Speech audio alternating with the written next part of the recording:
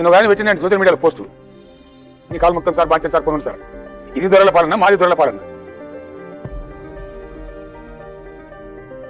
దర్జాగా కాలు మీద కాలేసుకొని రైతు నడిమింట పండుకొని ఆయన పొలం బారిని దొరల పాలన అండి. అన్నార్థులను ఆదుకున్న దొరపాలన్నా ఒక సిస్టమేటిక్గా క్రమ పద్ధతిలో కొత్తగా వింత పాతక రోత అనే ప్రజలను గురిడి కొట్టించడానికి ఒక విష ప్రచారం చేసి అడ్డగోలు హామీలు ఇచ్చి నేను గెలిచినే తప్ప మాది ఆ దొరపాలన. అడుగడుగున మా దగ్గర మానవీయ కోణం ఉంటుంది. ప్రతిరోజు సాయంత్రం నా టేబుల్ మీద ఉండేది రిపోర్ట్. నేను రైతులను ప్రత్యక్షంగా గెలవపోయినా ఆ రైతుల ధాన్యం కొంటుందా లేదా, ఆ రైతులకు రైతు బంధు పడ్డదా లేదా, రైతు బీమా పోతున్నదా లేదా, ఇది దొరపాలన కదా. కరెంట్ ఇస్తున్నారా లేదా, మోటార్లు నడుస్తున్నాయా లేవా, పొద్దున మధ్యాహ్నం సాయంత్రం మానిటర్ చేసిన ముఖ్యమంత్రి దొరనా, కరెంట్ ఇచ్చిన ముఖ్యమంత్రి దొరనా, ఇలా కరెంట్ ఎగరైతే ముఖ్యమంత్రి ప్రజాపాలన ప్రజలు నిర్ణయించాలి కదా. ఎస్ తెలుసాలా.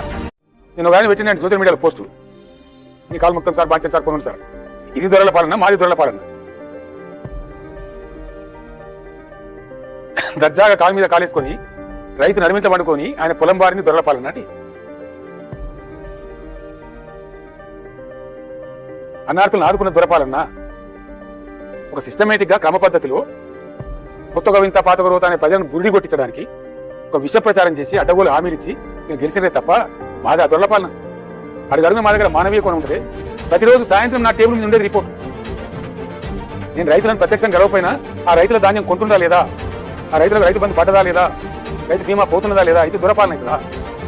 కరెంట్ ఇస్తున్నారా లేదా, మోటార్లు నడుస్తున్నాయా లేవా, పొద్దున మధ్యాహ్నం సాయంత్రం మానిటర్ చేసిన ముఖ్యమంత్రి దొరనా, కరెంట్ ఇచ్చిన ముఖ్యమంత్రి దొరనా, ఇలా కరెంట్ ఎగరైతే ముఖ్యమంత్రి ప్రజాపాలన ప్రజలు నిర్ణయించాలి కదా.